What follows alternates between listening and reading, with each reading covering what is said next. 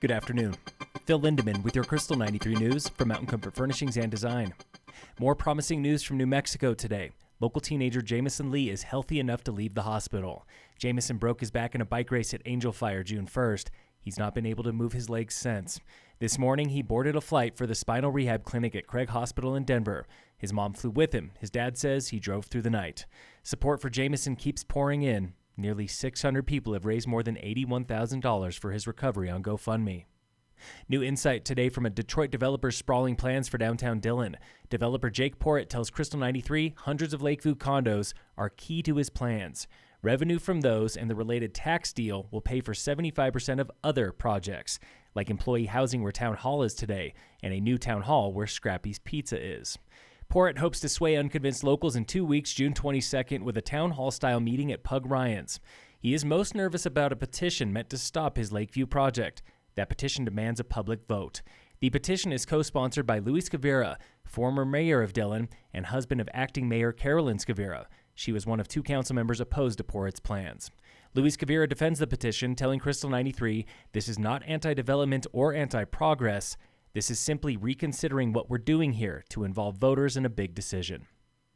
Town of Breck is putting electric eyes in the sky. Police want more security cameras downtown. New dark sky laws require new lampposts. Town officials are now saying, why not do both? They're testing these new smart city lamps with cameras on Main Street this fall.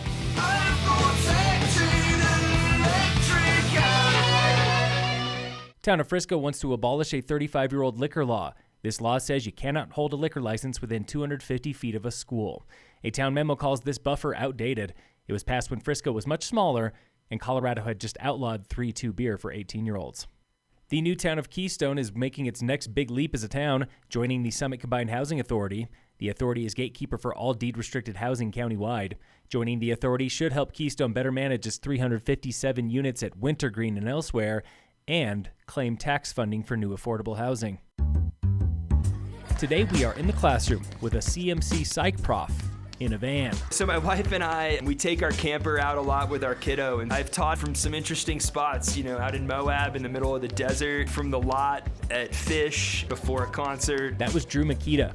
Come summertime, his classroom is anywhere he parks it. Sure, you're not in a room together where you can read each other and take inventory on what's going on in the classroom, but you can be in an environment wherever you are. So I have students in my Zoom classes who are, coming to us from Australia at, 3 o'clock in the morning. This fall, he will be back on campus, but these summer virtual courses open up CMC to a whole new cohort. I love having dogs and cats and brothers and sisters and kiddos wandering through the screen. I try to embrace those things and just have fun with that and realize that we're all showing up as best we can. Makita was just named CMC Faculty of the Year for Summit, voted on by his peers.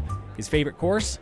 Positive Psych. It's the study of happiness and thriving and positive human experiences, and it's kind of a flip to what everybody has thought about the field of psychology for many years, which was very negative and diagnostic. He's one of the first professors teaching a new 4-year program there at CMC, the Human Services degree. I feel like we're tasked as instructors with this heavy responsibility of preparing the next generation of mental health counselors. And while they're not going to be clinicians when they walk out the door just because of the educational requirements that takes, we're putting people right into the mental health field, or we're putting them into grad schools where they're going to become counselors. Human Services just graduated its first class this May. Thanks again for going in the classroom, proudly presented by Heavenly Times Hot Tubs and Billiards and the Summit Foundation Bright Futures Fund. Local fire danger remains low today in Summit, still with no fire restrictions. In sports, the Rockies play the Twins at 5:40 today. And in local sports, tomorrow it's race 2 of the Summit Trail Running Series, leaving out of the Tiger Dredge lot off Tiger Road. Get signed up at racebreck.com. Phil Lindemann, Krystal 93 News.